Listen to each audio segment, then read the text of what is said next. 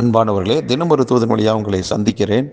உங்களை வாழ்த்துகிறேன். இந்த நாளிலே 1 யோவான் 5:18 தேவனால் பிறந்தவன் தன்னை காக்கிறான், பொல்லாங்கன் அவனை தொட முடியாது என்று ஆண்டவருடைய வார்த்தை சொல்லுது.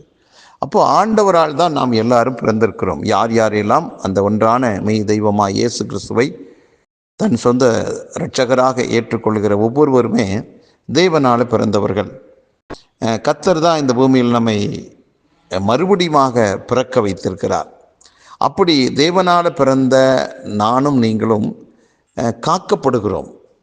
சொல்லப்பட்டிருக்கு, தன்னை காக்கிறான் என்று. எப்படி நம்மை நாமே பாதுகாத்து கொள்ள முடியுமா? முடியாது. அப்போ எப்படி காத்துக்கொள்ள முடியும்னா, கர்த்தருக்குள்ளாக கிறிஸ்துவுக்குள்ளாக நம்மை காத்துக்கொள்கிறோம். எப்படி?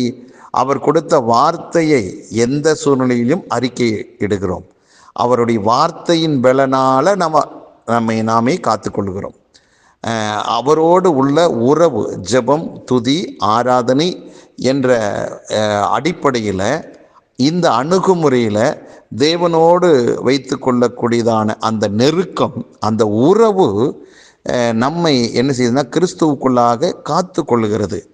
அவர் மேலே இருக்கிற விசுவாசம், அவர் மேலே வைத்திருக்கிற நம்பிக்கை, அவரோடு உள்ள உறவு தான் நம்மை பாதுகாக்கிறது.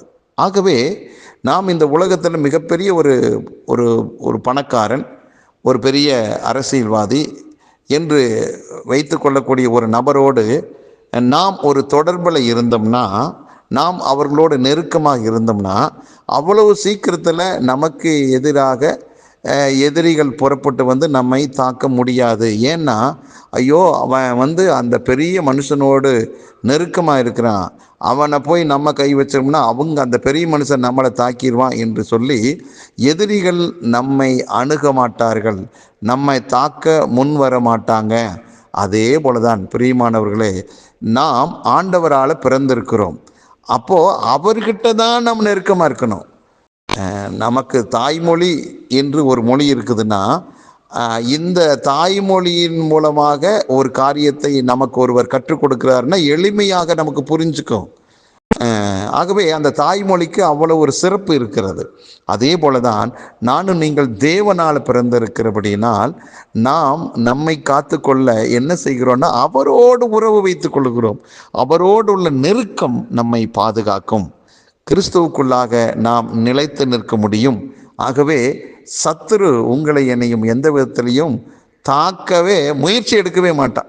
ஏன்னா அவனுக்கு தெரியும், அவன் அந்த நபர் அவரோடு நெருக்கமாக இருக்கிறான், அவர் பெரியவர், அந்த பெரியவர்கிட்ட நம்ம மோதிரனா ஜெயிக்க முடியாது என்று சத்துரு பின்வாங்கி போயிடுவான். ஆகவே இன்றைக்கு நம்மோடு ஆண்டவர் பேசுகிற, நினைப்பூட்டுகிற நல்ல வார்த்தை என்னன்னா, நானும் நீங்களும் எவ்வளவுக்கெவ்வளவு தேவனோடு இருக்கிற அனுபவத்தை அதிகரிக்கிறோமோ, அது நம்முடைய தனிப்பட்ட ஆவிக்குரிய வாழ்வுக்கும் நம்முடைய குடும்ப வாழ்வுக்கும் நம்ம கையில் கொடுக்கப்பட்ட வேலைகள், பொறுப்புகள், ஊழியம் எதுவாக இருந்தாலும் அதில் நாம் வெற்றி அடைவதற்கு, மென்மேலும் உயர்வதற்கு அது போதுமானதாக இருக்கும். ஆகவே இன்றைக்கு நாம் எடுக்க வேண்டிய தீர்மானம் என்னன்னா, இன்னும் நான் அறியணும் தேவனை, இன்னும் நான் அவர்கிட்ட கிட்டி சேரணும் என்று சொல்லி அவரோடு உள்ள உறவை மட்டும் நீங்களும் நானும் பலப்படுத்தி கொள்வதற்கு முயற்சிகளை எடுப்போம்.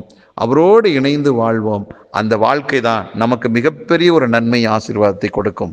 ஆகவே உலக கவலையோடு, உலக மனிதனோடு தேவையற்ற காரியத்துக்கு நேரத்தை காலத்தையும் செலவு செய்யாமல் அதை ஒதுக்கி தள்ளிவிட்டு உன்னதரோடு, நம்மை படைத்தவரோடு உறவு கொள்வோம், வெற்றி அடைவோம். நல்ல பிதாவே, இந்த நல்ல வேலைக்காக நன்றி. ஆண்டவரே, நீர் இந்த நாளிலே உம்மோடு உள்ள உறவை புதுப்பித்து கொள்ள, இன்னும் நெருங்கி பழக எங்களுக்கு நினைப்பூட்டு நீர். நன்றி அப்பா. இதை கேட்டுக்கொண்டிருக்கிற ஒவ்வொருடைய வாழ்விலும் ஆண்டவரே ஒரு நெருக்கம் உண்டாகட்டும். ஆமாண்டவர், உம்மோடு உறவாடுகிற உன்னத அனுபவங்கள் பழகி பெருகட்டும். சத்துரு ஒன்றுமில்லாமல் போவதை கர்த்தாவே நாங்கள் அறிகிறோம். இதை கேட்டுக்கொண்டிருக்கிற எல்லாரையும் மனதார வாழ்த்துகிறேன், ஆசீர்வதிக்கிறேன்.